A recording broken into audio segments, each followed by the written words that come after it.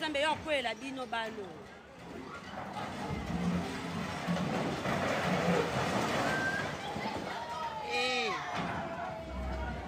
Nzambe bandako kitoko nyonso ezokende. Sina ya ba 4 niveau wana nyonso ezokende. Mawe.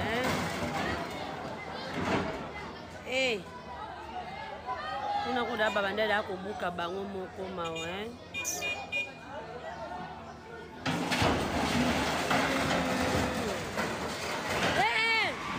Bolongo aboko yako kufa. Azo sabina bolongo wana boktelemi ka wana bo bandoki.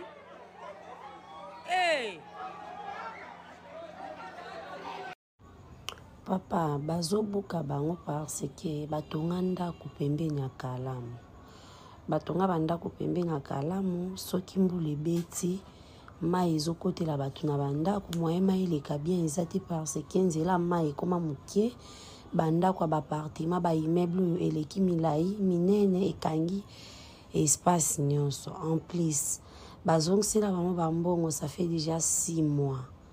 Bapesa bango déjà bambongo, ça fait 6 mois. Faki ba libérer déjà place éthique à la vide. Mais il y a bando qui mususu bapesi mbongo le alongwa amatisi sunda ku 3 niveaux. Nde lelo ba iko buka bango. So tali papa bazo buka bango parce que batonga ndako pembeni ya kalamu. Batonga bandako pembeni ya kalamu, soki mbula ebeti mai ezokotela bato na bandako, moye mai eleka bien ezati parce que nzela mai ekoma mokie, bandako ya bapartima, ba immeuble oyo eleki milai, minene ekangi espace nyonso. En plus, bazongisela bango bambongo, ça fait déjà 6 mois. Bapesa bango déjà bambongo, ça fait 6 mois. Faki ba libérer déjà place éthique à la vide. Mais il y a bando qui mususu bapesi mbongo le alongwa amatisi sunda ku 3 niveaux. Nde lelo ba iko buka bango. So tali mpanzo mona ba misusu. Masolo ya moto botikela ba wewa ba maseba, masolo ya kwanga botikela ba teke, kasi masolo ya agence de transfert d'argent botikela c'est H-Money.